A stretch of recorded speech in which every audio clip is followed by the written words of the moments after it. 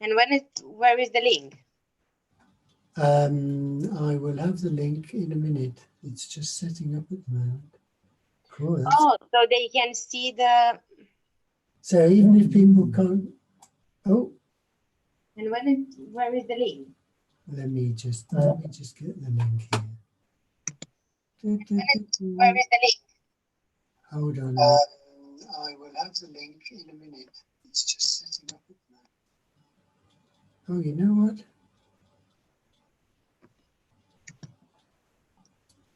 Right, so here's the link.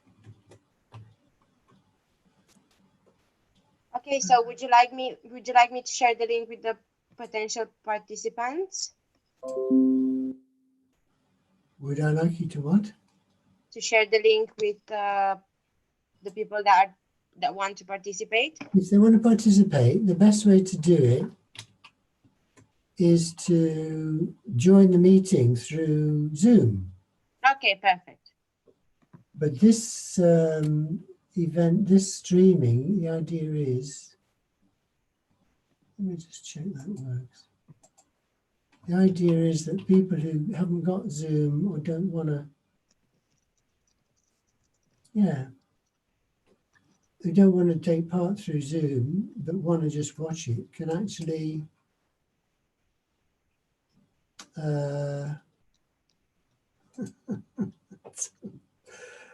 actually add comments and ask questions through YouTube.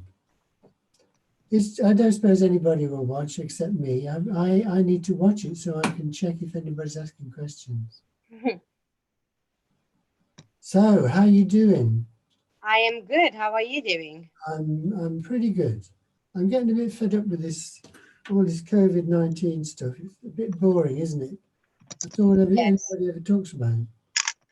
Yeah, it's the main subject, unfortunately. It's the only subject. What did we used to talk about before COVID-19? I don't even remember. No, it must have been pretty boring. Yeah. I guess we can't remember. So how's your work going?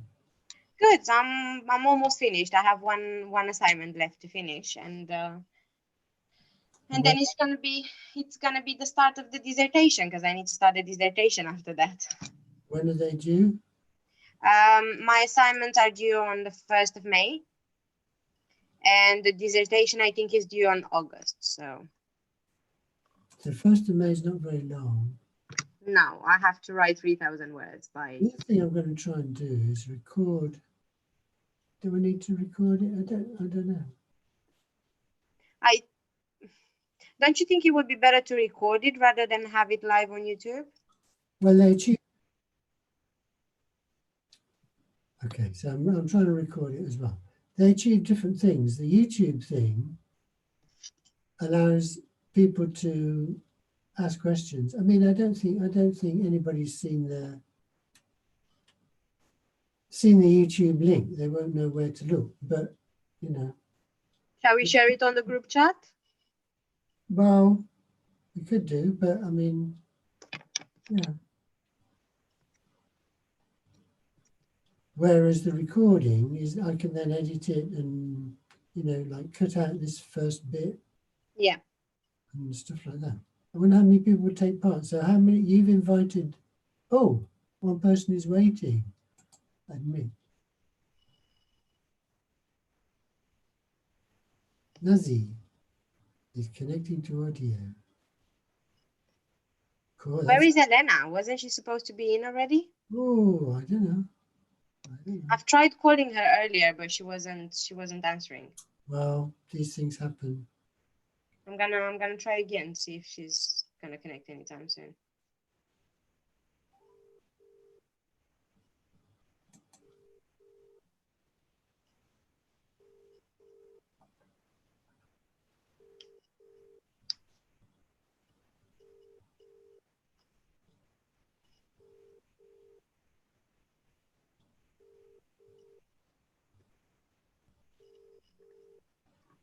Nothing's happening.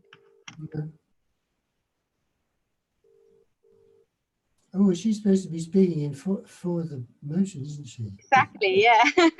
That's why I'm wondering where is she? Well, I'm sure we'll find other people who want to speak for the motion. I hope so. I mean, what I imagine is that not many people want to speak against the motion. So I've prepared something to say just in case nobody else, because it's not going to be debate if everybody's on the same side. Yeah, well, what I've prepared is, I don't know if it's really against it, but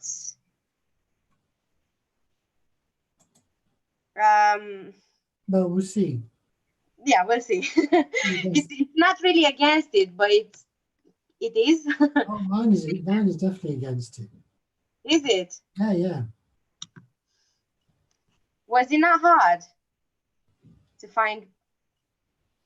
Well, you know, once you It's hard to debate something you don't believe in. well, that's what a lot of people do. That's what diplomats do. That's what politicians do. It's a common thing. And in fact, it's good practice to put yourself in, you know, somebody else's shoes and think of something to say. That's, you know, have you come across these United Nations model, or something called Model United Nations? Yeah. Well, that's what you have to do under those circumstances. You have to take on, you know, something you don't really believe in and find an argument. That's all. That's what diplomacy is all about. So Nazi's not having much luck connecting his audio. Rachel Morris is just trying to join. When somebody tries to join, I see, hello Rachel. Hello. ¿Vas a la reunión ahora? We're speaking English. Rachel? Okay, well, when somebody tries to join, they pop up in a list here, but if I don't keep watching, I miss them. Okay, so I think we should allow a chat on YouTube for people to comment and ask questions. Mm-hmm. Is that on? Is that happening? Yeah, that's so if they follow that link, they can chat. I'll try it out.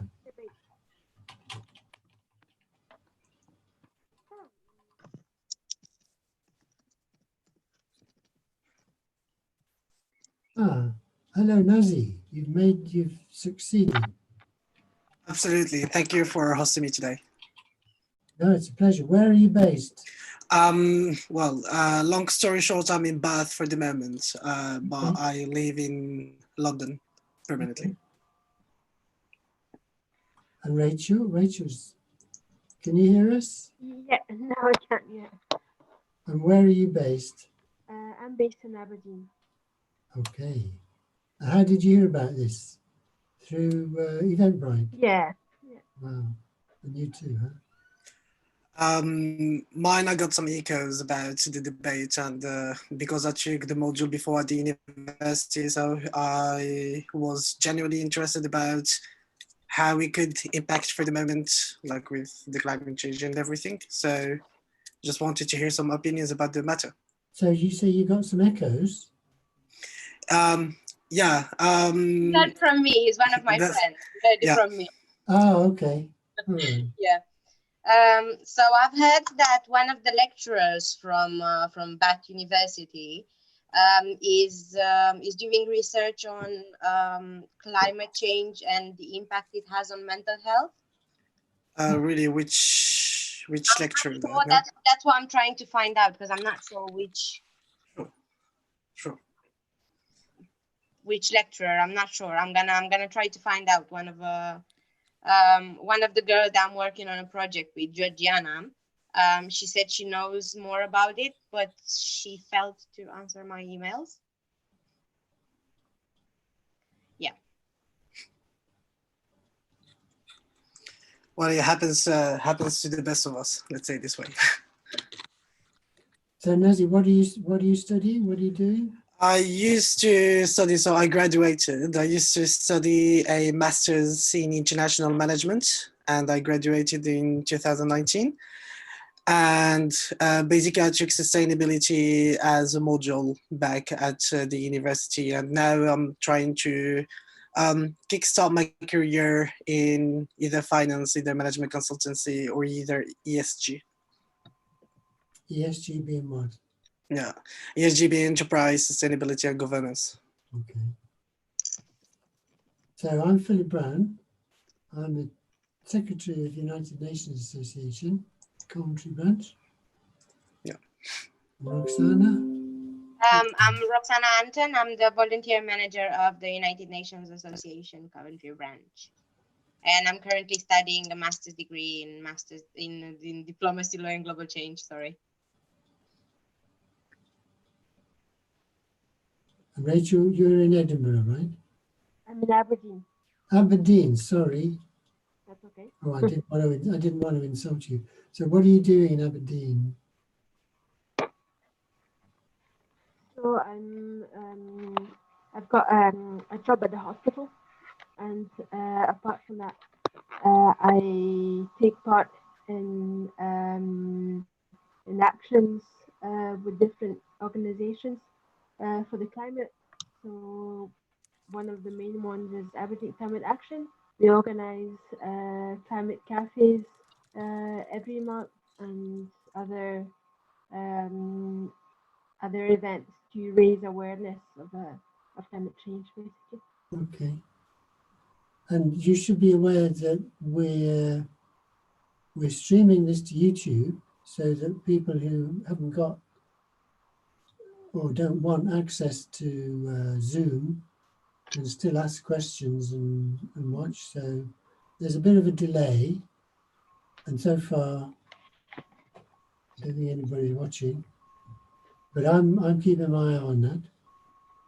And we're also recording it so that we can edit it, clean it up a bit, get rid of all the stuff we don't want, and then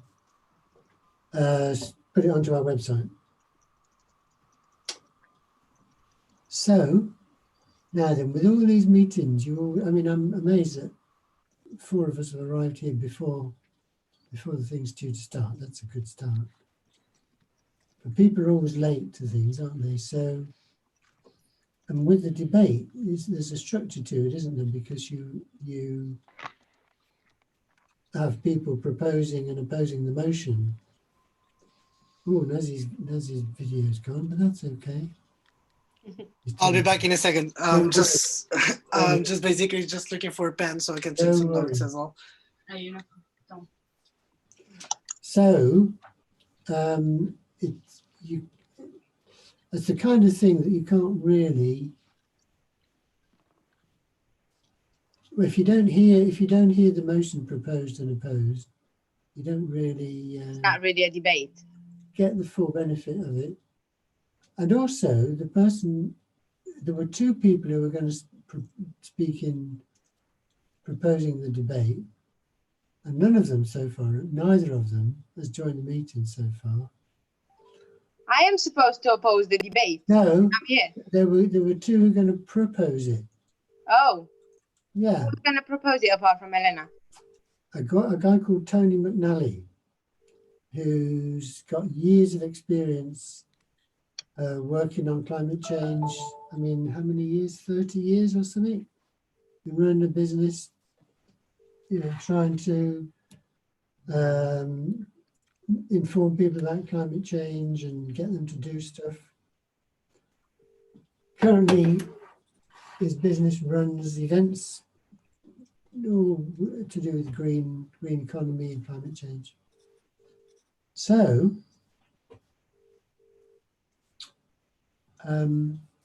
yeah, Elena's nowhere to be found. Well, these things happen. So it's a debate, and the motion is that this House believes that climate change is a far bigger threat than COVID-19.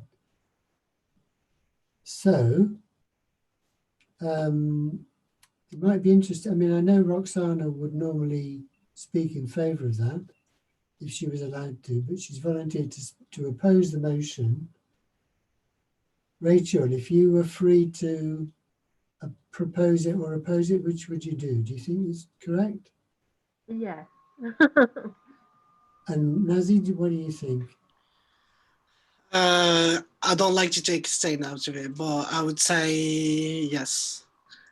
I Yeah. would say definitely it has like more impact because just like this virus just came along the way, and you know, I think that it's like we need like to think outside of the box, obviously, and I think that there is like more work to do about the topic rather than to focus only on the virus matter. So yeah, so definitely I would say yes. People are talking quite a lot about what's going to happen afterwards and whether society will just go back to the same old way it was before, or whether this will have a longer, longer further consequences. So people will maybe change their behaviour. I mean, things like this teleconferencing, for instance. Mhm.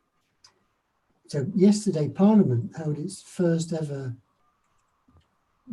they call it a virtual Parliament now, because there were 100 MPs who were using Zoom, they were using Zoom actually to ask their questions, and there were, I don't know, less than 50 MPs in the chamber, and that's going to grow. I mean, there's how many MPs? 600 or something? I don't know how many.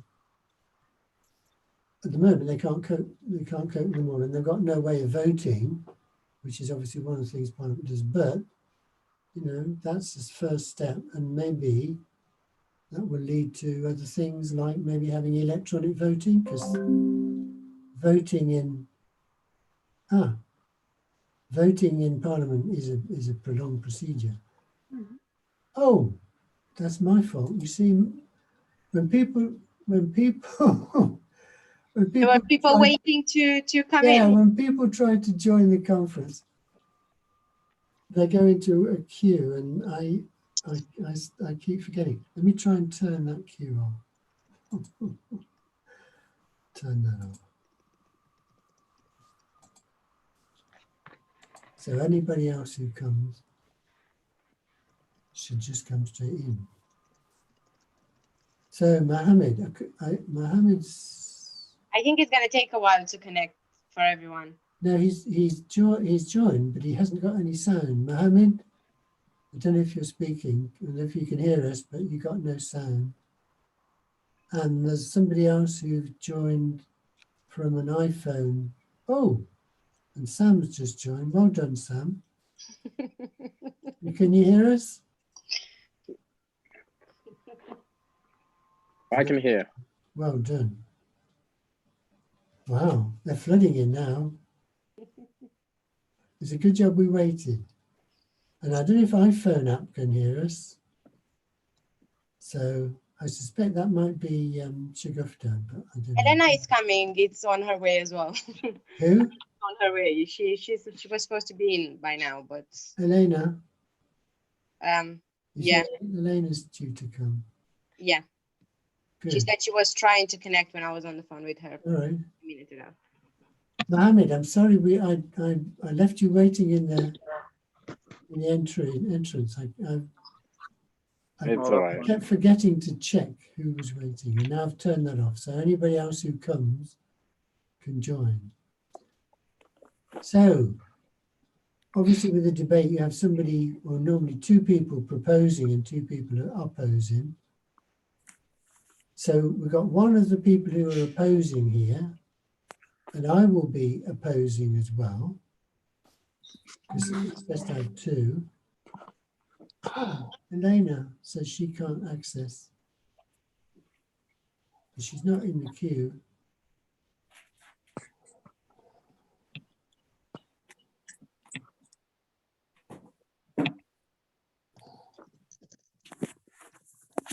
Well, hopefully she's got the right link.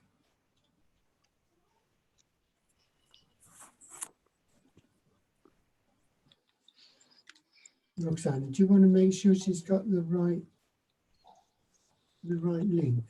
So it's a number that ends in 869. Yes. What do you mean, yes? Yeah, that's the link.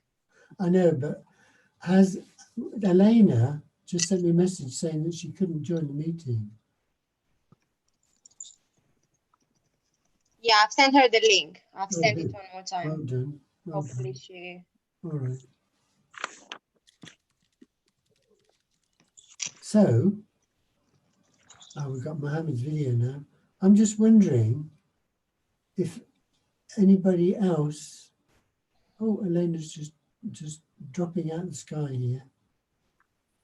And if anybody else wants to, well, let's wait till Elena. Hello, Elena. Finally. Hello, I entered from the phone because my laptop couldn't work like at all. I don't know what's happening. I don't know what's happening either, Yeah. but at least you made it. So so you need to make sure your phone. Hello. Yeah, I had like some technical problems. I'm so sorry. But I'm here. You want to make sure your phone battery doesn't conk out. Yeah, I'm fine with that. So thank you so much. Okay, so Yeah. we're going to have a debate. This house believes that climate change is a far bigger threat than COVID-19. Mm-hmm. And Elena, I think you're going to propose the motion. Is that right? I guess so. You're not sure? Yes, I guess so. Well, if you're not sure, we could see if anybody else wants to propose a motion. I mean, I'm gonna talk a lot, so I guess probably if anyone wants.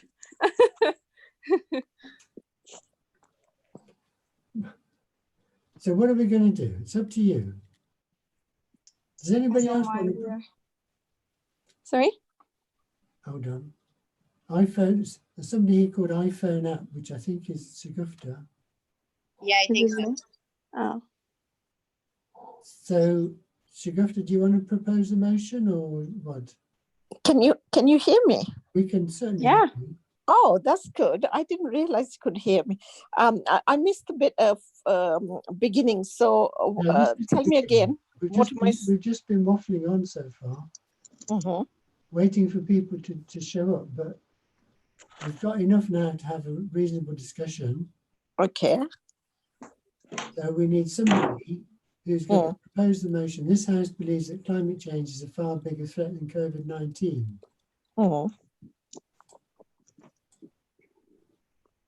Who wants to volunteer to do that? Otherwise, we get Elena to do it. I'm going to listen to you guys. Okay. Okay then, Elena, you go first. Yes. Babe. So I have a few things that I would like to raise when it comes to. So I am actually my house believes that COVID-19 is not like a big threat. So the climate change is a bigger threat than COVID-19. So just give me 1 second.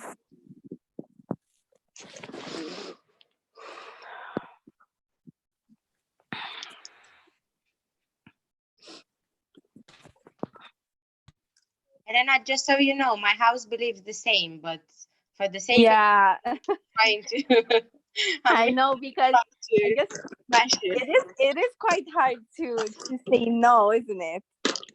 Yes, it is. I've tried. Yeah. So I'm really curious what Philip has prepared. Philip is pro or con? I'm gonna speak against the motion because I think we won't find many people who want to do that. So Yeah, well, we don't find people who want to do for either, so it's okay. You can join me. well, no, I mean we had a little talk around, and the people who joined earlier on all were sort of pro the motion, but of course they haven't had time to prepare anything, so you know. Yeah. So I was thinking about how important is has been the climate change in the last 50 years. So the interest for anything that has to do with sustainability was not always as it is today. Today, probably we are seeing like the biggest volume of people wanting to do something to help the environment, either if it's like for a business purpose or not.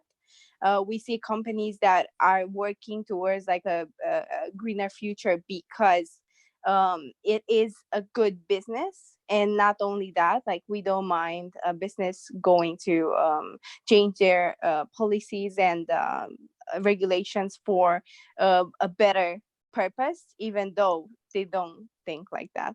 So I guess a lot of people would agree with me when it comes to the climate change being very important right now, but not as important as it should be after a 50-year time, for example. um, um, Having like something that to fight for, because like equality, for example, was and it is far more important than anything that has to do with our planet, which is ironic in a way, and I mean good in another way. So yes, my house believes that the climate change is a far more important problem, because COVID-19 is a result of what humanity has been doing for these amount of years on this planet. And the climate, like, I mean, if you don't have a fight for the climate change, then you don't have a planet, and you don't have COVID-19, and you don't have anything as such, because there is no future and there is no way to look and to fight for anything at all that has to do with the betterment of the future. So yes, in regards to that, I guess I introduced a little bit of what I want to say. And so am I waiting for someone to come and say, no, that's not true, actually? Because you know what? We're gonna have somebody come and say, no, that's not true. But have you finished? No, I have multiple things to So like what add. happens is you give your speech, then the opposition leader of the opposition gives their speech. Then Okay. normally you'd have a seconder who talks for the motion, then a seconder who opposes it. We have these four people giving their point of view, and then the whole group can discuss it and debate it and ask questions. That is perfect. So I am I would like to say something after the opposition says something. Okay. All right. So Roxanne is now gonna. I like to debate, sorry. Roxanne is now gonna give her opinion. No? Okay, so there have been lots of theories around COVID-19, and the truth is it is a health crisis. And I think it reminds us that biological weapons, unlike other threats, so the way I see it, COVID-19 is a human security threat. Is a massive one because it's a health crisis and it impacts on the health and well-being of the citizens. So the same way as climate change is a human threat.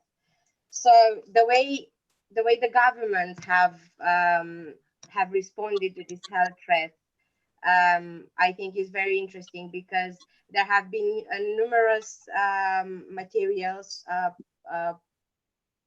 prepared and proposed by, for example, the US Center for Disease Control, in relation to, they made recommendations in relation to a potential global pandemic.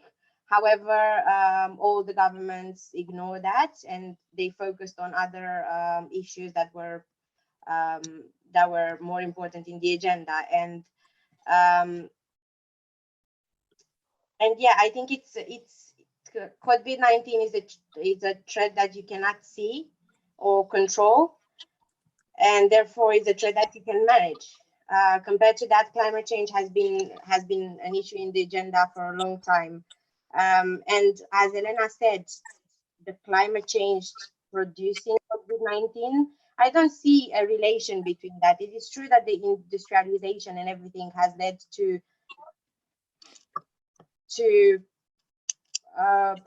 a negative impact on climate change, but I don't think that produced COVID-19. In China, I have read that in China there is a focus on researching the COVID viruses.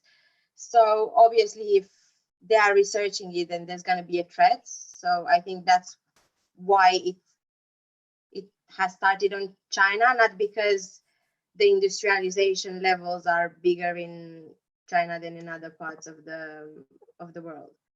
So I don't see any relation between climate change being one of the reasons that that COVID-19 appeared. It might be one of the reasons why it spread, but yeah. Elena? Yes. No, hold on, Thank hold you on, so hold on. much. Whoa, hold on. I'm passing the ball. Yeah. What we're going to do now, Yeah. if possible, is have a second person speaking in favor of this motion. Somebody else, somebody different. So would one of the other people like to So if I may speak, of course. Let's say I'm gonna take Roxana's stance, right? With all due respect to Elena, obviously.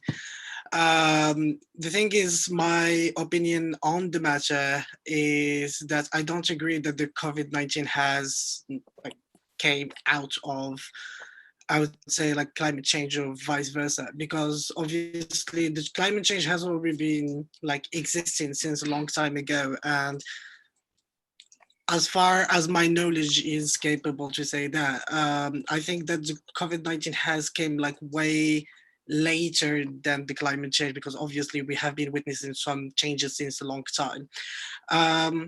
I think that the COVID-19 has, at the contrary of like the opinions, contributed to enhance a little bit the climate itself and lower a little bit the impacts and like all the negative aspects that our Earth has been witnessing, because obviously, and I think like that's the logic, is that since we have been like in this virus, there has been a governmental lockdown that has been introduced like to almost all countries.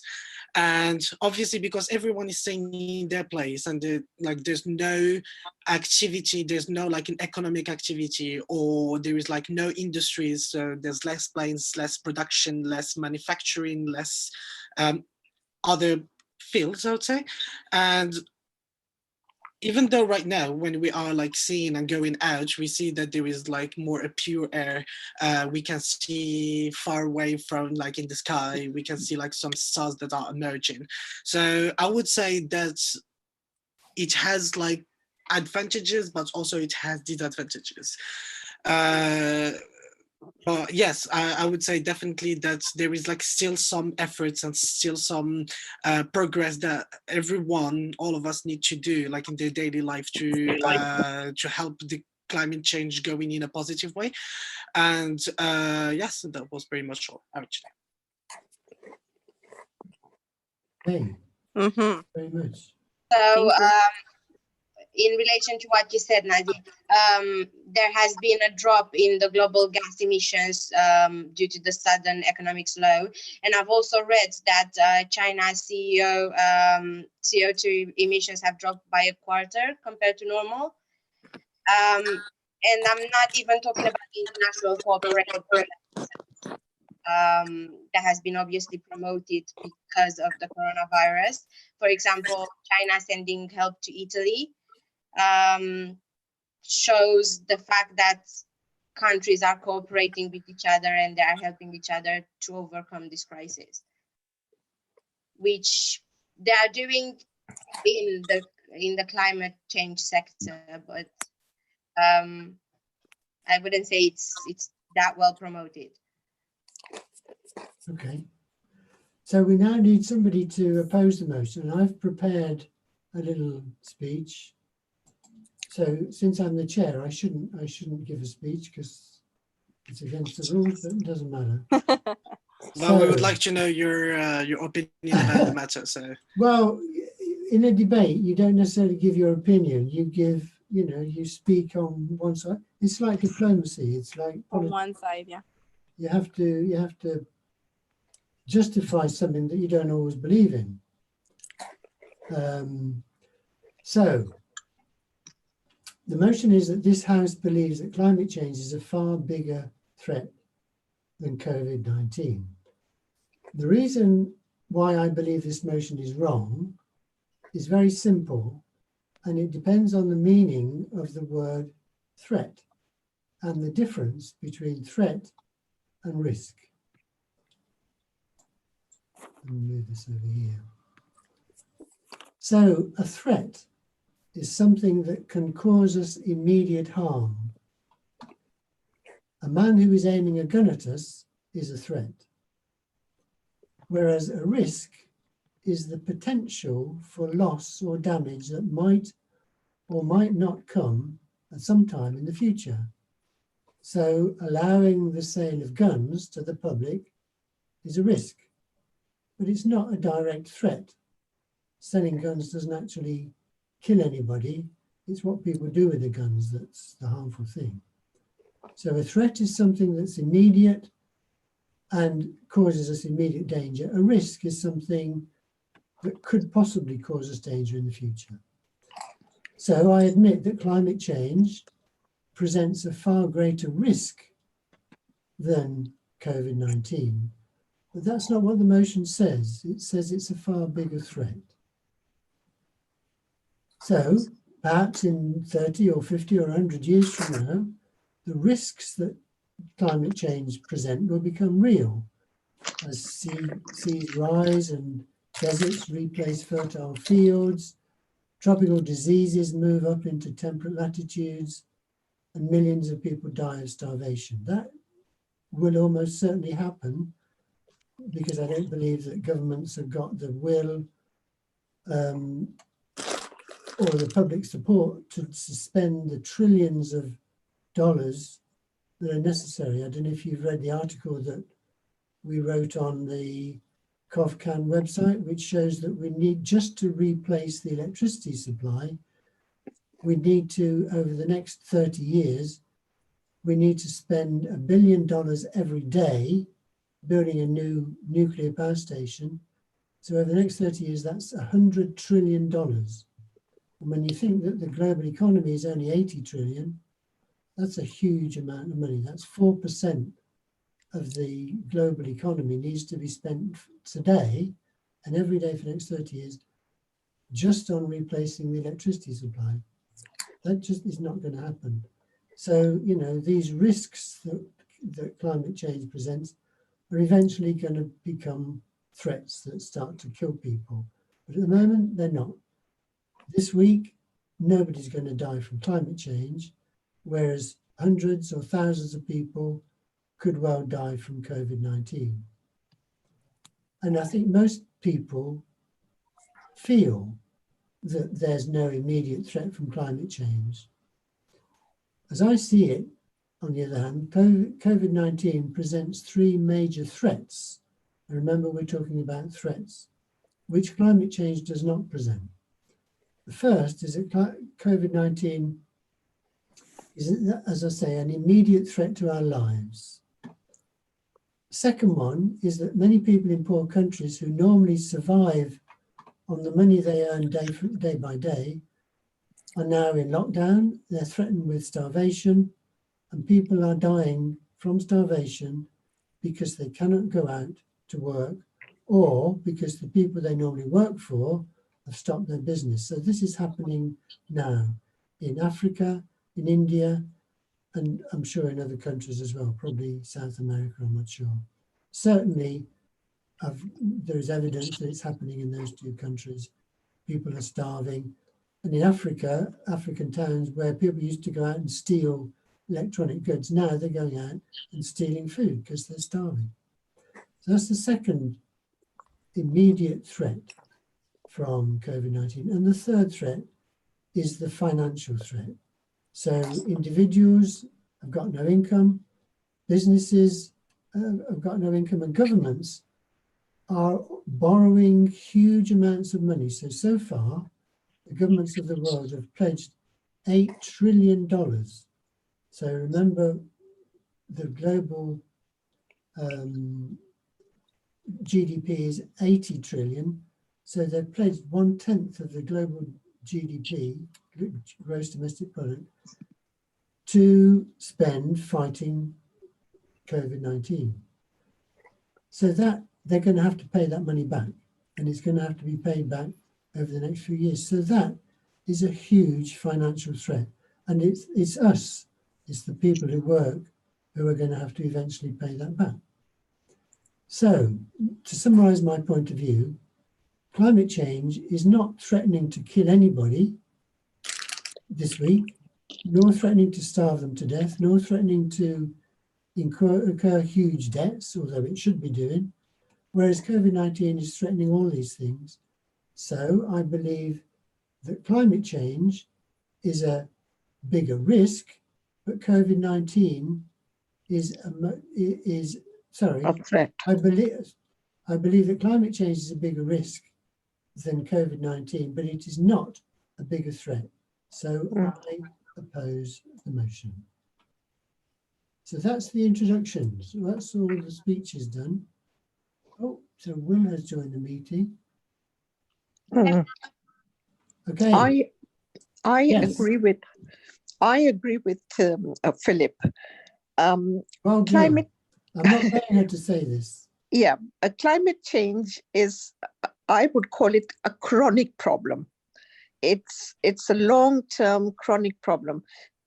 COVID-19 is acute, which we're fighting now. And I feel that, like you said, climate change is a long-term thing, and it's risky, but it's not threatening people right now.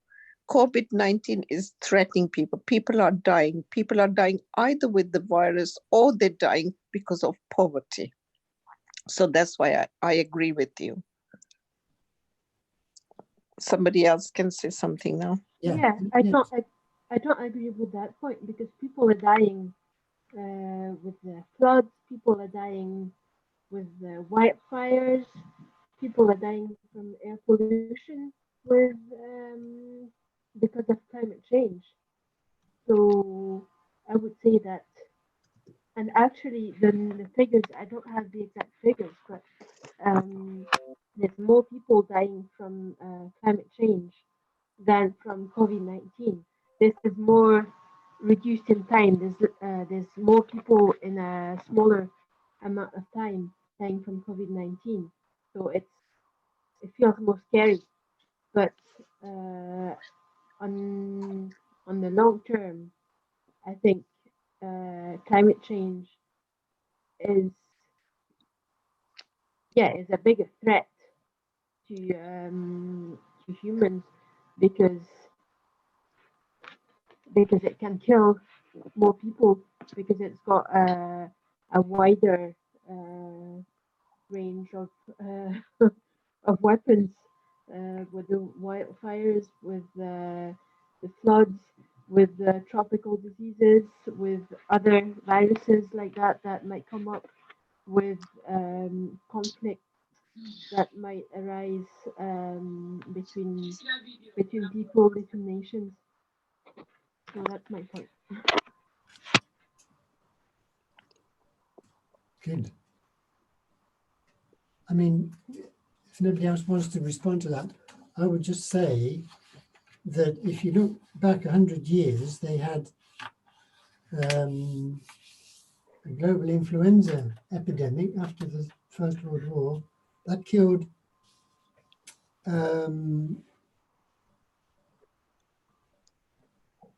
50 million people. Are we talking about the Spanish flu? But I don't know what, I can't remember what it was called. Yeah, probably. No, you're talking about Spanish flu. no, that came later. Yeah. 1919 was the worst, one of the worst epidemics. So, I mean, if we hadn't had this lockdown, we would have had probably millions of people dying.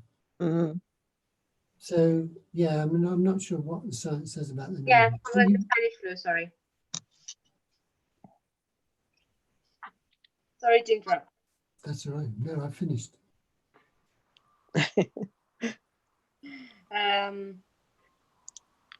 Yeah, so what do you think about the way that the government is dealing with the COVID-19? Because I don't think that I think that it did put a lot of pressure on, I think, all of the governments, to be honest, on how to deal with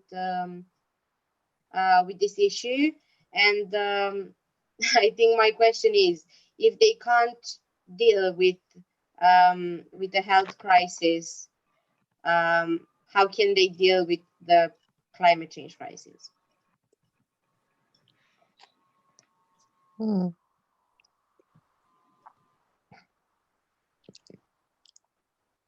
Anybody got a response?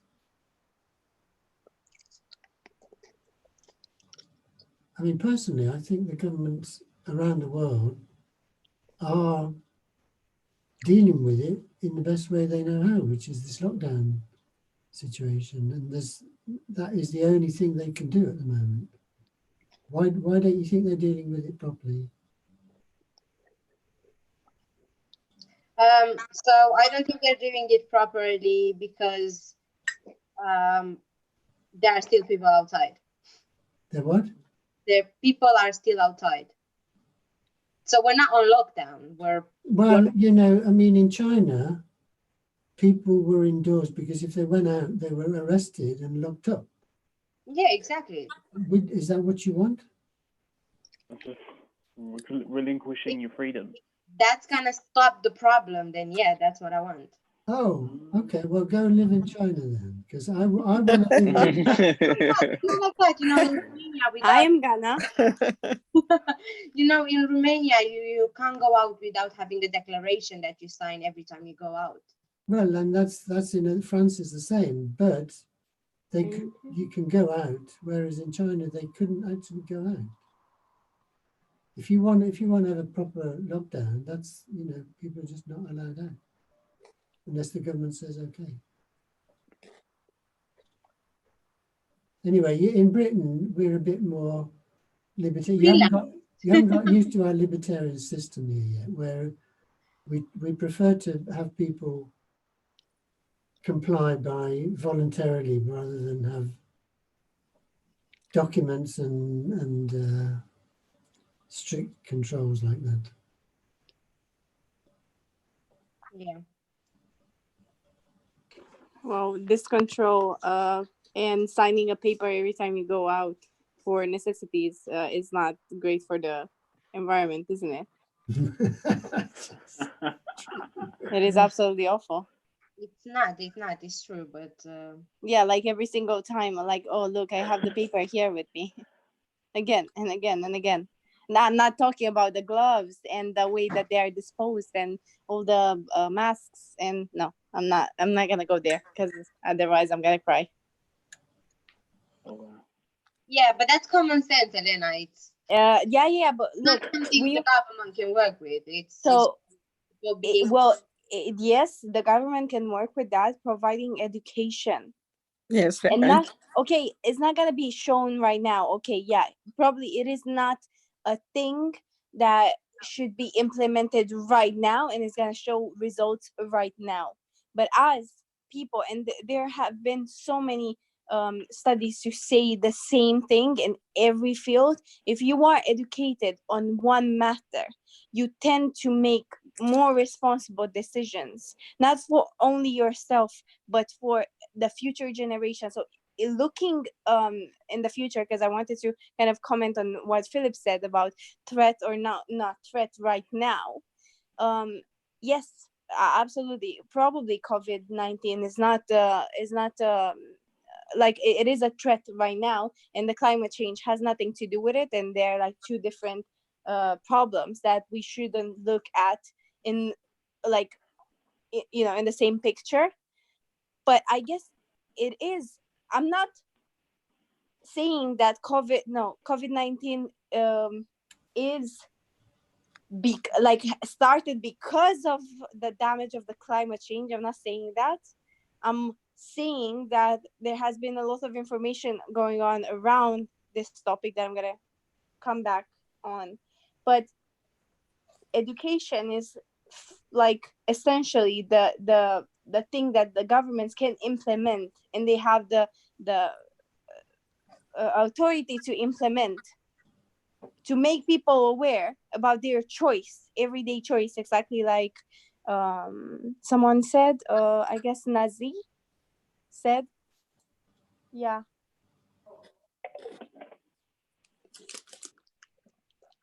Okay. Who? Yes. Say something.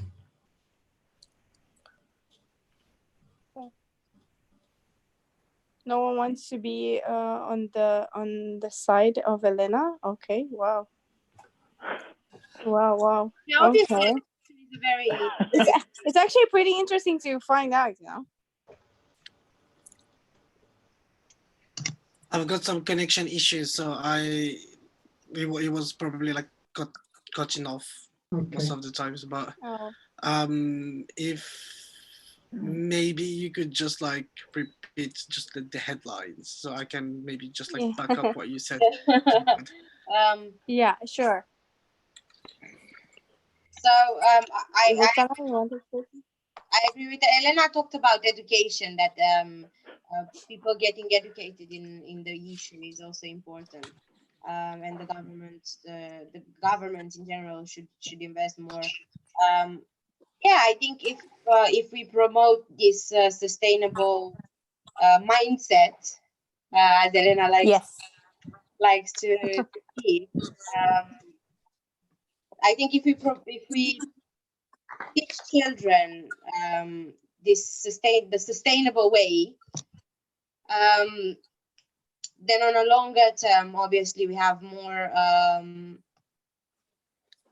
exactly more advantages. We have people that are aware. I'm not saying that we have more chances, because you can educate a person, but you can't impose stuff to the person. Yeah, so definitely. you can't say that you're gonna have people. You're gonna have more awareness. It's true, and maybe this awareness is gonna later on transform into. It's gonna like make the people take action about it. I agree with Roxana, because obviously and in general you can't just like change the behavior of someone that has already been living many years in his life, right? But what you can do, you can just introduce those all the sustainability or ecology matters like to kids when they're being introduced to the school, because I mean, if they can be able to learn what are like the basics of life at the school when they're starting at 5 or 6, you may as well just like introduce another course about the sustainability in general. Just give them the core information, the core knowledge about how things are working, right? And just not putting it into like a chapter or two into biology or geography, because people, they are not really interested about that. But if you introduce that in like younger ages, as you will introduce English or mathematics, you may as well just introduce sustainability. And as long as they are growing up, and obviously they'll be like learning other information and other knowledge in different areas, maybe at one point they will be able to link the different dots between all the information that I've been learning in left and right, and then that would lead to a education which is more green between brackets. And yeah, I think like now we should be able just like to introduce that.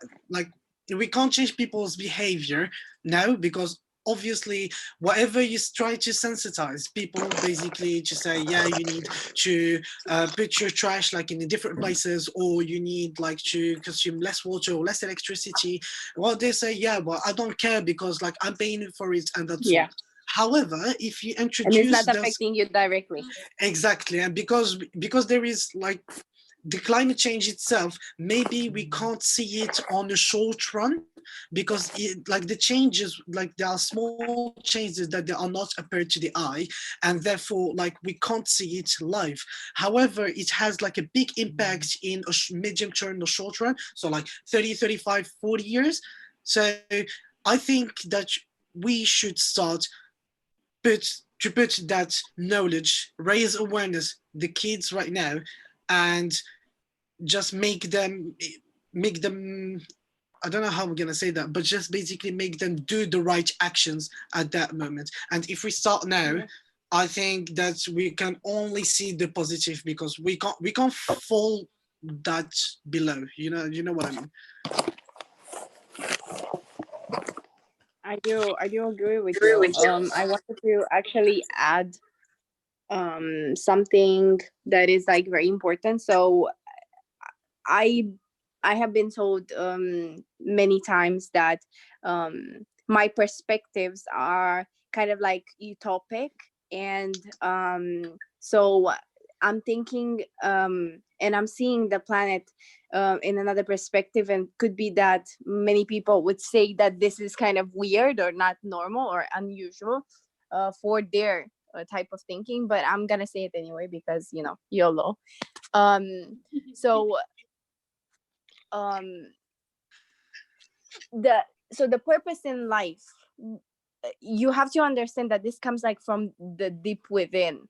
So either is it, if it is coronavirus or any kind of virus in the future or in the past, because we had that in the past, why we didn't create like a risk management kind of assessment? Because there has been something like this going on in the past with our generation. So I'm coming back to the idea with what's the purpose, like what's the meaning of life? Because when you kind of start to grow up, you understand that, okay, so you know, normal is to have a family, normal is to have a house, normal is to have a car, normal is to have one kid, two kids, and that is to have a good job, stable job, and that is like all that it is. And I'm not saying you personally here within this conversation, but I'm saying that a lot of people, millions of people, are coming on this planet on this purpose only. We have to understand that this is more than creating a family here, because you create it now, and then for your children and your children's children, there's not going to be anything left here. So if you don't we don't change this perspective, the educational systems implemented in schools and everywhere to raise awareness of what can it be done for the future, because it's not only you here. This is not the meaning of life. The meaning of life is to be responsible, a responsible citizen, and to live to take care of this planet, or like this universe, as you are here right now. This is a threat that's like, it's been happening for so long. Why don't we have like assessments as such? Why do you think the spread of the virus was so massive? Sorry, Sorry. Okay, so I agree with Elena, because we have you know, we have this perception, some of us, most of us, I would say, that it doesn't affect me. So why would I think about it? Exactly. And it's wrong. It's so wrong because we don't think we don't think long term. We don't think up what's happening after we die. So we live for now, but we don't think up of the consequences that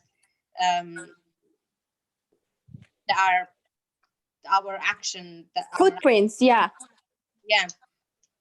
I think, Roxana, that's the key to this whole debate, isn't it? That we think about threats, and COVID-19 is a threat, but we don't think about the longer term risks. Because, I mean, I can understand it. Most people live from day to day. Yeah. You know, they've got to earn their money, they've got to bring their family up, they've got to do the shopping. And it's somebody else's job to think about the long term threats, and the only people who can do that is the government, and the government are limited to getting elected if there are elections. So they've only got a 5-year horizon. So thinking about climate change in 30 years, I mean, governments are saying good things about it. You know, the UK government says we're going to be carbon neutral by 2050. They talk a lot, but they're not investing the trillions of dollars that's needed to actually get there. Yeah. So it's all for, I think it's all talk. And the reason is that they would never be elected again. People want, you know, people don't want to pay for all this, you know, investment in the future. They want a comfortable life now. The comfortable life that we had until a month ago, they just want that back. Be able to go on holiday and do all this other stuff. And I think that's the main issue about climate change. How do we get people to take a long-term view? I don't know. Is it all right if I said something? Sure, please. Just to add to what Elena, Roxana have been saying, and everyone talking about educating the younger ones. The way I see things and the way I believe things are is that children learn from what they see you do. So if you're saying educating the children, they need to see you doing it. As like you mentioned, Phil, the government, they need to see the government taking those actions. Or the planes that were flying, you saw Greta Thunberg having a go at Donald Trump for flying, or all the politicians for flying in the air all the time, going on vacation and all that, and contributing to the carbon emission in the air and everything. The children need to see you taking those sustainable steps. They need to see these politicians, because back in Africa, when you talk to children, all they know is that they see the politicians living lavish lifestyles and living a very expensive lifestyle. And all they want to aspire is to live that kind of lifestyle. Have 20 cars in their garage, have a big house, fly over the world, and contribute to that. So they need to see these people in the role models, the so-called role models, the government, the celebrities. They need to see these people taking sustainable steps. So that's the only way I feel that you can impact on the younger generation or the people coming. Like, sort of the same thing, looking beyond, like looking 40 or 50 years in front of us. That's the only way we can prepare the earth for the younger generation coming. Because if they don't see us right now doing these things, they'll take it like, it's just like you telling a 4-year-old to drop a pen where it's meant to be. Then when you're using the pen, you don't drop it back where it's meant to be. And the child is seeing you do that, and you don't expect the child to do it when you don't expect the child to do it when you tell the child to do it. The child won't do it because they can't see you doing it. They need to see us. They need to see the older ones, the celebrities, the government. They need to see the government take those sustainable steps before the children can, or the younger generation can adopt sustainable living or lifestyles. And to add to what Phil said in the beginning, I also agree with Phil. I believe that COVID-19 is a bigger threat, because at least I understand what he's talking about when he says in Africa, especially in Nigeria, you see they've closed down everywhere, and people are left, even the homeless don't know, they don't have nowhere to stay. You look at videos on all over Instagram and on social media and YouTube, where people trucks are carrying foodstuffs, and then they're being attacked by hoodlums or people who are hungry,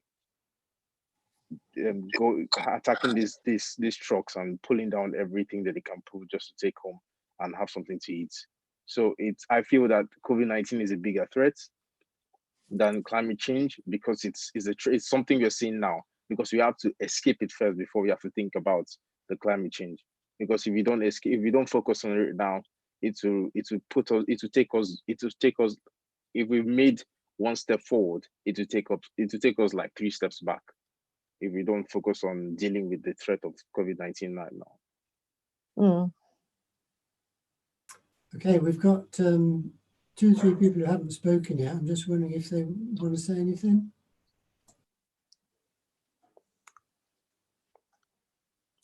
Where's Akib?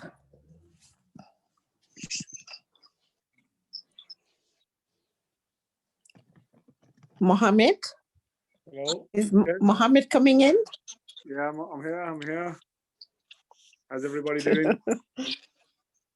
Very good. Good. It's good to see some new faces. Welcome. I'll just start saying back. I'll give Roxana and Elena speak on what they're quite passionate about.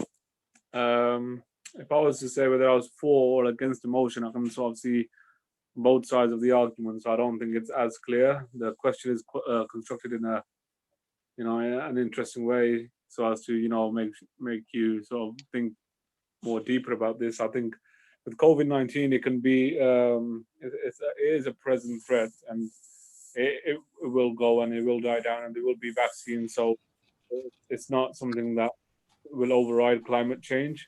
Climate change will always be there. So I think COVID-19 obviously it's a biological threat.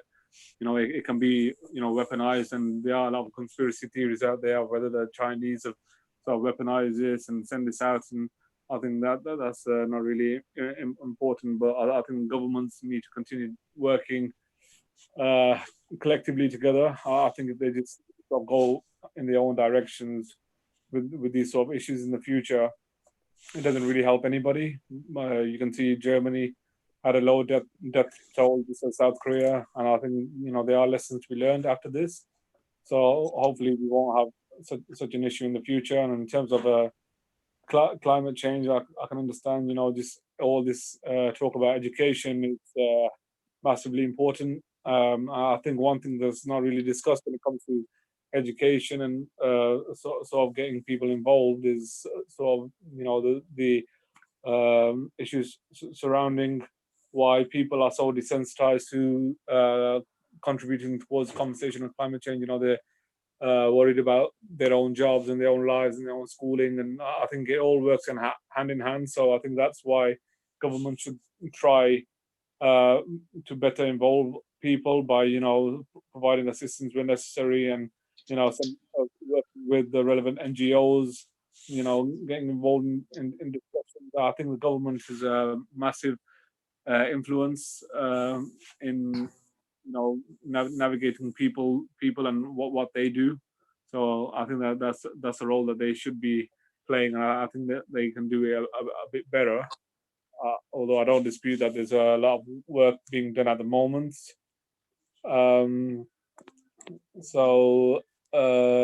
Just talking there was another point about immediate threats and risks as well. I can understand climate change is a big threat to our existence. So I'm not sure whether the question itself alludes to whether it poses a bigger threat to us now, or whether the question is about the threat being to humanity in the wider picture.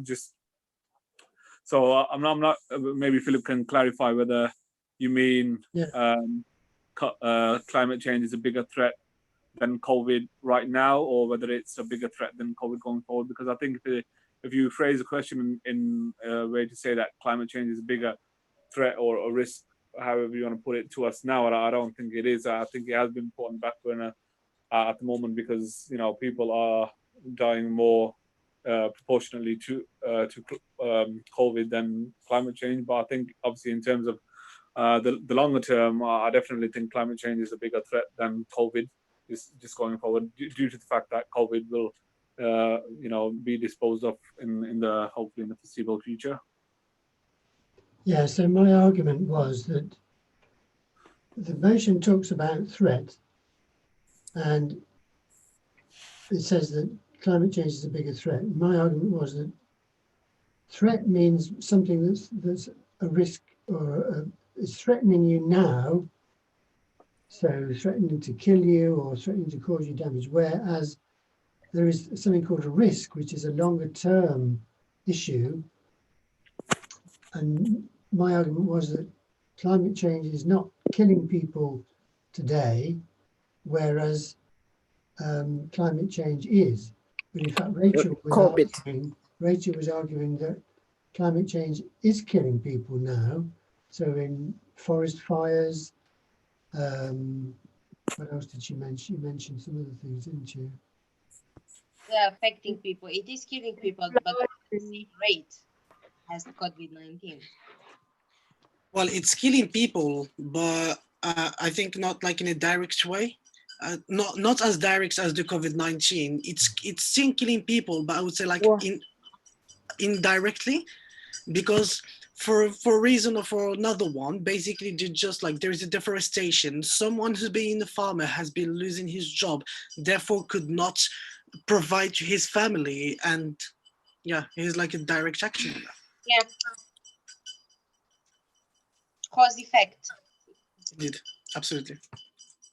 But don't you think that the population that we have on this planet is like sometimes or more often or increasingly often right now, it's kind of like following with no question whatsoever of what's happening. So if someone says, yes, tomorrow you're gonna die because I don't know, you just eat soup. No one is gonna eat soup without even asking, why am I not able to eat soup? Yeah, I think that people, they're just lacking a bit of reasoning, because I think there's like everyone is like following trends and more and more and more lately. Yeah. So they don't use their reason, their knowledge, their information, the brain in general, if I may say, to think about what could be the cause, what could be the consequence, and what could be the post consequence. So they're just basically just following the trend, and with all due respect to everyone, I find it extremely stupid. Yes, it's not only stupid, it's so ignorant that I cannot believe. Sometimes you reflect, and Earth Day or whatever day is for us to reflect on what's the purpose here. That's why we are here to find out. And then if you just follow something that has been stated by someone, okay, like it's just that people are like looking for smiles and laughs and all good time, but there is not everything like that. You know what I mean? It's like we tend to like, oh, I'm not gonna look at this video because they kill some cows here, so I don't want to see that, but I'm gonna look at this President Trump bashes everyone because it's fun, right? It is exactly the same, like ignorance, and it's not stupidity. I don't wanna kind of like put it out there, but it's just we are like targeting something. We want to make good change, make good positives, but in the same time we are like following all these trends, like you said, with no reason, like a proper reason whatsoever. It's like meaningless, and without being like really not using that much criticism out of it. So like I would say they're just not like looking or thinking about why, some like the origin of the problem. from where Yeah. it's coming from, why it happened, why is it spreading so much right now, and where it's gonna lead us, and what will be the consequences of the lead. And, Exactly. I mean, there will be always like a bunch of people, basically, super criticism that they're thinking like us, for instance, but others, unfortunately, they won't have that power of thinking or that patience of thinking on the matter, and they're just gonna follow the trends as like sheep people, if I may say. And I just said, education is the key, isn't it? If you know It is. more, you can decide for yourself. You can be critical in what decisions you are making. So, you know, there is a consequence on anything that you are doing. Can we go back to Sam's point? Sam said that Yes. children need to have have adults showing a good example. That's the way they're going to learn, and they're going to learn to copy what these adults are doing. But in fact, I'm not sure he's right, because if you look at what's been happening over the last 2 or 3 years with Greta Thunberg, she's not following adults' examples. It's her that's been setting the example, criticizing adults and saying you have to change. And adults have been changing as a consequence of what their children are saying. That's happened to her parents. It's happened to other parents of other children that I know, where they've complained about how adults are behaving. And Yeah, but so then again, I think education is important, but I'm not sure that children are going to get adults behaving as they should. I think it's the other way around. I think it's adults will be changed by their children's revelations, and so education, they can learn at school what needs to be done, and then take that lesson home and tell their parents, look, we're throwing all this food away, we're driving when we could be walking, and things like that. Don't you think? I think that like most of the time, whatever we say to our parents, maybe they're not showing us like to the face, but I think they are deeply interested about it, and deeply they are thinking about it. So I think that's like a good way, just like to sensitize people, like in general, on the matter itself.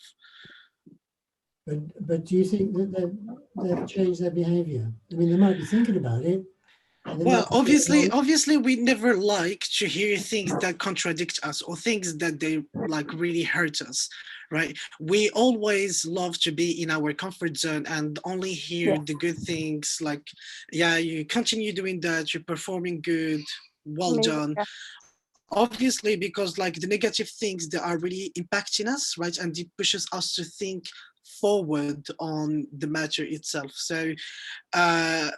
Both ways, I think it's really important, and it's kind of like it's circular. Like kids could impact adults, adults could impact kids, and so on. And like if there is not like merging to strength, so like experienced people that they are basically aware about the problem, but they don't want to hear like properly, and kids that they are learning that in school. So like if we merge the powers, I think it could lead to a better result rather than one taking the stand against the other one. yeah. So exactly as you said, it's a circle. If you give the child the opportunity to develop and research and be sure on a subject, be interested on a subject, it can definitely lead to a change. But if you don't give him the opportunity, if the education, if they don't have educational programs, if they don't have, so obviously there is a need from help within the school as well. But what we can do at home with the kids, it's also very important as well. So yeah, it's a circle, as Nazi said. If you don't have the enough education, like at the base, at the bottom of your like, brain, I don't know how to say that, but if you don't have enough education to kind of get boost and like try and get creative rather than feeling judged by other people, not taking their path, that's when innovation, and that's when like education is doing its job. And like kids always aim to be more solution focused rather than to like talk and not getting anywhere. So I guess, yeah, absolutely a good point here with the education. Everything comes from here. So we've got Will and we've got Madalena. I don't know if you want to say anything, you two. I don't know right now. I was just like listening to your opinions, and I somehow like agree with most of them. I really don't know what I could say right now. I'll just keep on listening to you guys and. Okay, yeah. Thank you very much. And Will's not saying anything. Okay, so I wonder if we need to think about summarizing the arguments that we've been through and re-proposing our motion, our sides of the motion. So the motion is that this House believes that climate change is a far bigger threat. No, what's the motion? I've lost the figure. No, COVID-19 is a big threat. Then the climate change, which is a risk. Well, that was my argument. My argument was Yeah. climate change is a longer term risk. Elena's working now.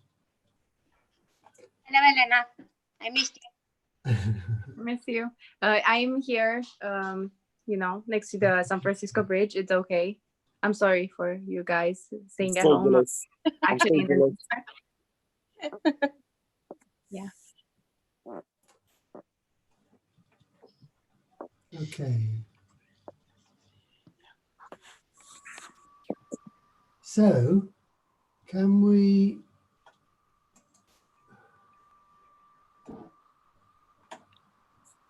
sum up the arguments? So, Elena, do you want to summarize your argument in favor of the motion? Let me see if I can, because I have so many things that kind of came up in my mind because of this amazing conversation. Yeah, well, you can very much for everyone. You can integrate them, can't you, into your speech? Yes. So overall, I am not 100% sure, and I'm not gonna lie here. I'm gonna be very honest. I'm not 100% sure how COVID-19 is like helping or is damaging like directly the climate change and the climate change actions, but I guess it's not as bad as we think it is. However, okay, sorry, I couldn't see. However, I believe there is a lot of things to do, and then I don't specifically believe that COVID-19 and climate change as like in the same sentence in a way, because there are two different things. They have common like features as global. They are both global, but something like COVID-19 has been here already. The humanity fought with it already. There are some measures in place, or like some risk assessments in place that can help us right now. I don't know where they are. I don't know how or what they did with them or something like that, because this has happened before. So we are not, it's clear that if this is gonna happen again, we're not gonna like think about how we're gonna make it better in the future. It doesn't affect us now, so we don't care. I think this is the complete mindset of what's happening right now. Yeah, my line of thoughts is like kind of chaotic right now. I have so many things to say. Education is a very big part of this whole situation. It kind of gives us a better insight of what has happened and how can we think for ourselves when it comes to any particular situation, and how can we make because the meaning of like this life, in my opinion, is that we have to live here with like, we have to, when we are here, we have to live as responsible people, living a responsible future for our friends, family, or anyone here that like it's exactly the same situation as us. Another point I think I had,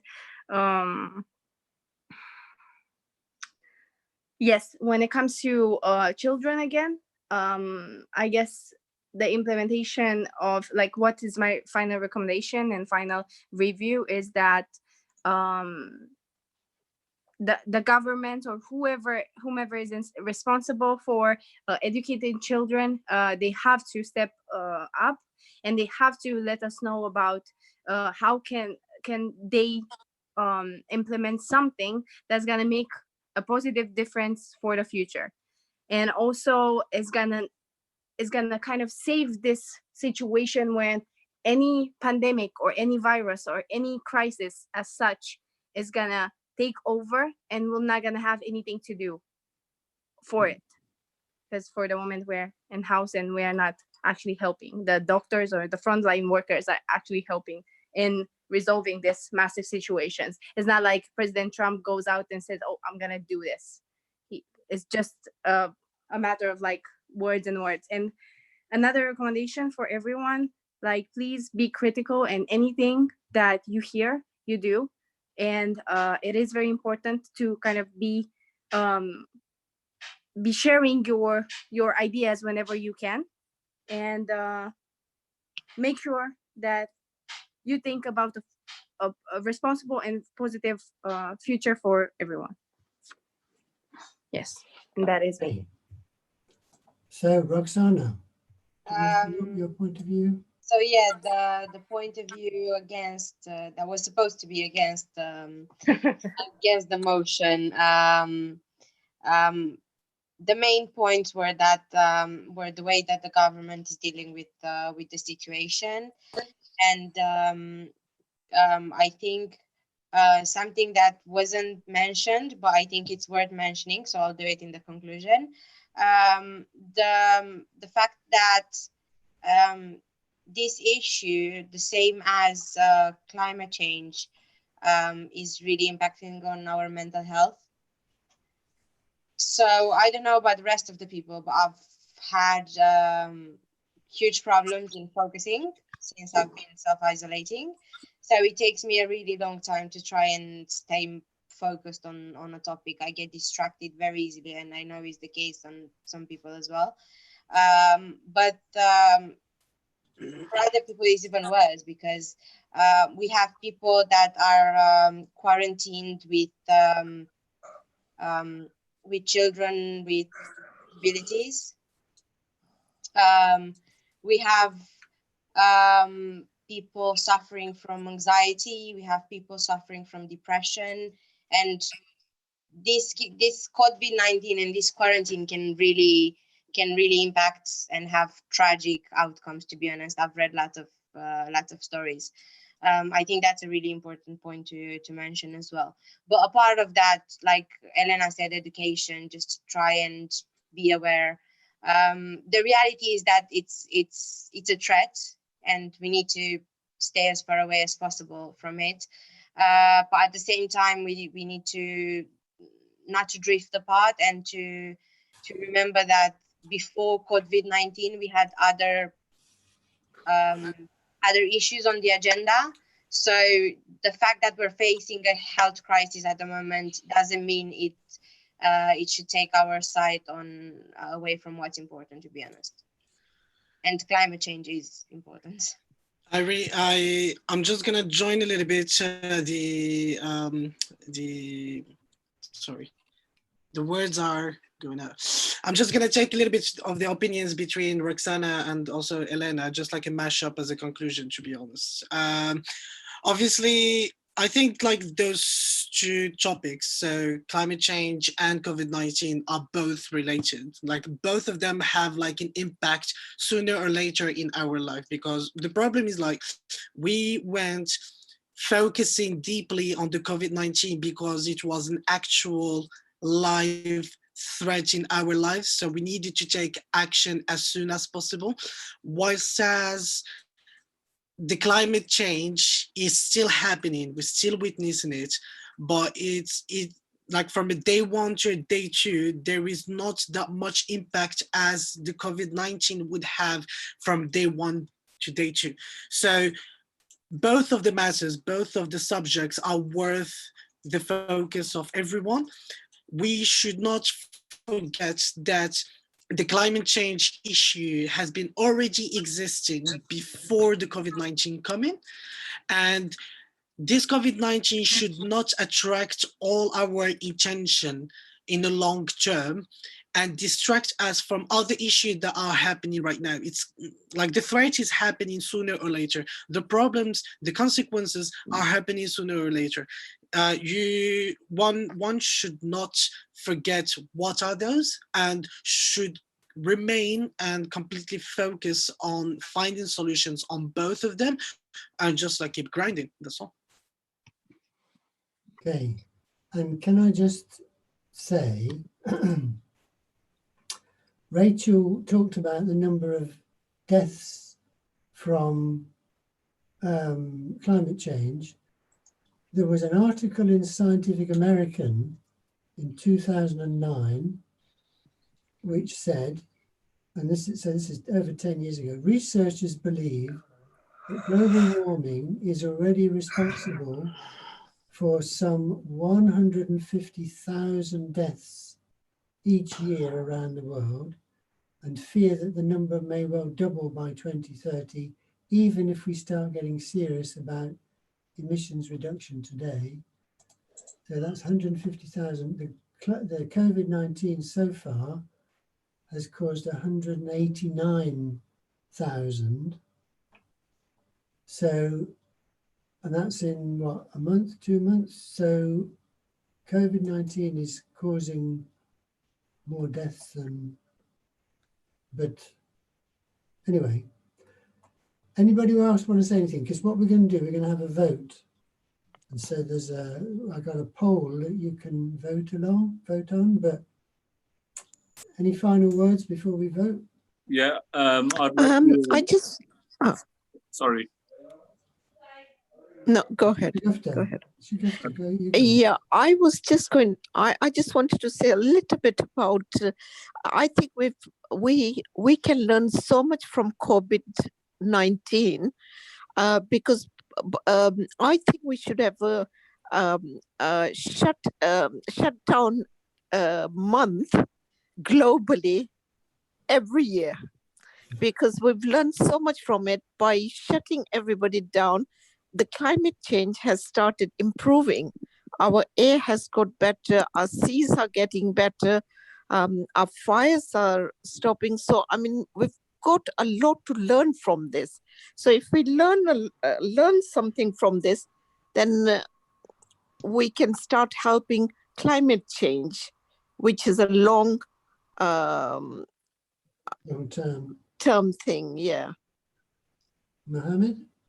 Yeah, definitely. I just wanted to raise another point. I think with the climate change, I think one thing that you do see is animals going more and more into sharing habitats with human beings, and obviously with bats, with transmission virus.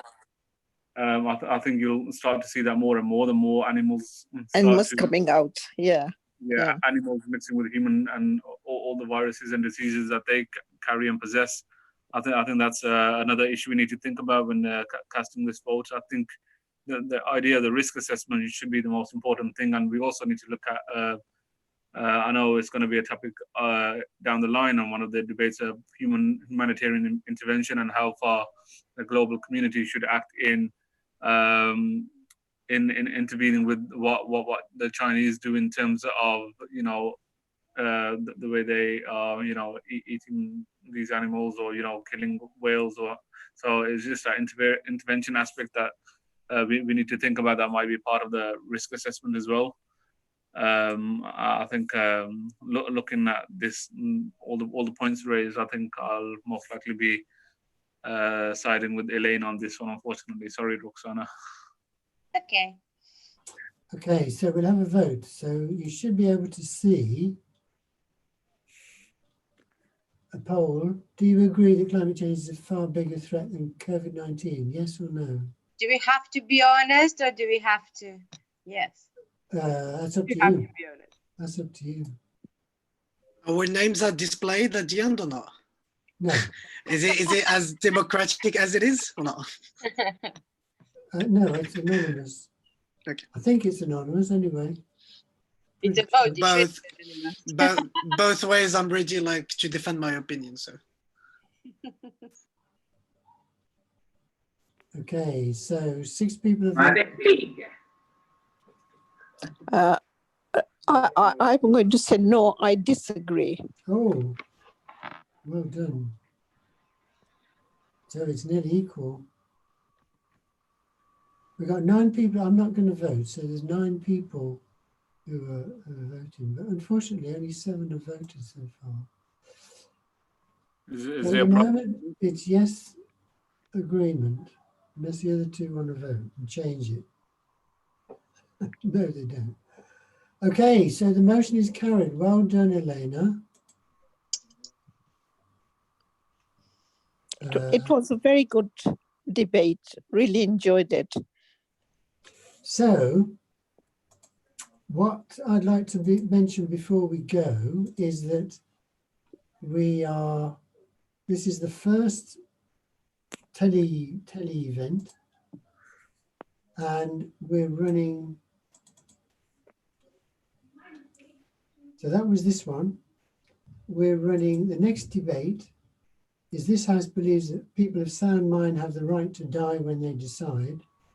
So you probably know that the United Nations has started this or created the universal, what they call universal death. Euthanasia? Euthanasia? Are you talking about euthanasia? It's euthanasia and what's the other thing? Something else. Assisted suicide. Okay. 3. So if you go to this, if you go to our website, which is unacov.uk, and look for events, you'll find it. There are 3 ways that people can die. There's euthanasia, where somebody helps them to die. There's assisted suicide, where people do it themselves, but maybe with the assistance of a machine or something else. And there's palliative sedation, where people are put to sleep, but they're not killed. So there's a bit of information on there. So the Universal Declaration of Human Rights says that everyone has the right to life, liberty, and security of person, but it doesn't mention that people do not have a right to die. And in fact, in most countries, it's illegal to commit suicide or to try to help somebody else. And that applies to the UK as well, where you can go to prison for up to 14 years for killing yourself, which is a bit, for helping other people. So that is on the 28th of May. So we're going to run a debate on the last, is it a Wednesday? Thursday, I think it's a Thursday of every month. And we've got a few events, a few debates lined up. And one of the things I'd like to ask before we finish is what other subjects do you think we should debate? And then, I'm not sure if you're aware, the United Nations, or the Secretary General of the United Nations, Antonio Guterres, has said that this year, 2020, there should be a global debate on the future of the UN. So he wants to know what people consider to be the major problems the world is facing. He wants to know what kind of world we want in 25 years, which will be the centenary, the 100th anniversary of the UN.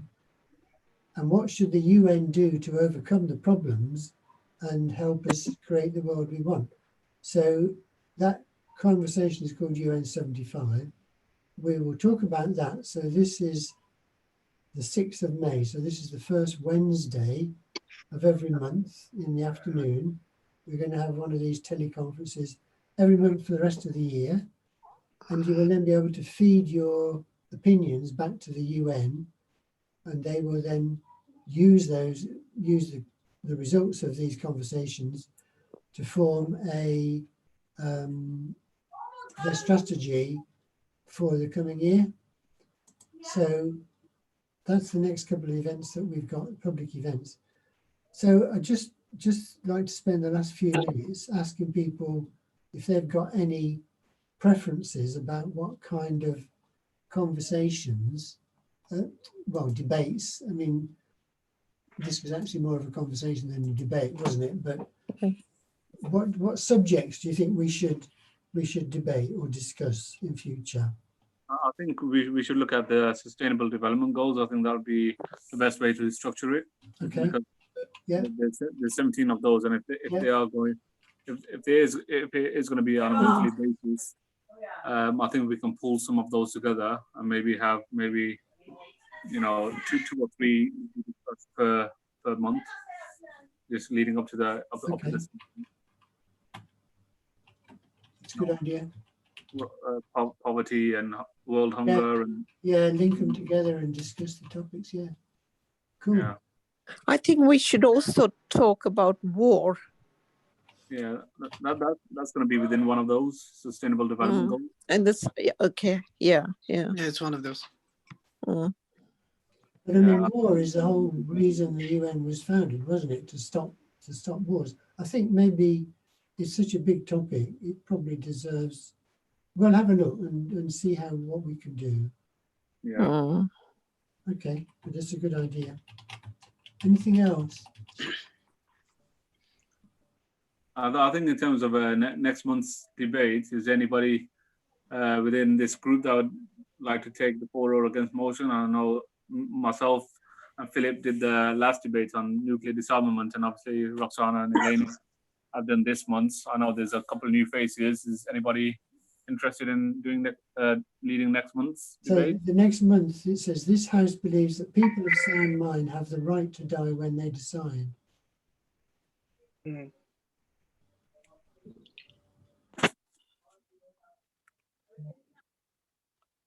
No. Okay. Well, we'll see. Sam, are you thinking about it? Yeah, I think about it. Nazir? No, I'm thinking a bit about like all the arguments / the reasons that I could pull up, but I think it could be like really interesting because I think that we are coming from different backgrounds, different education, obviously, and we do have contradicting opinions on the matter. So I think it would be really, really interesting from like different perspectives to see what Mohammed's opinion could be, or what Roxana's one could be, or like what Mr. Brown's could be. So I think it could be like really interesting. But I mean, this idea came out of the previous debate. After the nuclear weapons debate, we then talked about future events, and this was one of the ideas that arose from that. Yeah, sure.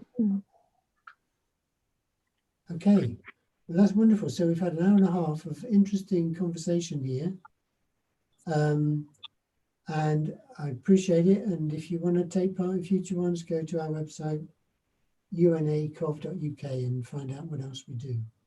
And I'd like to thank you very much for. Thank you for your insights. Well done, guys. Thank you, everybody. Thank you so much. Thank you.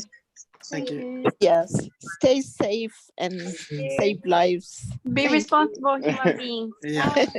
Bye-bye. Bye, everyone. You have a nice Bye, evening. everybody. Bye-bye. Thank you. Bye-bye. Bye. Thank you. Cool.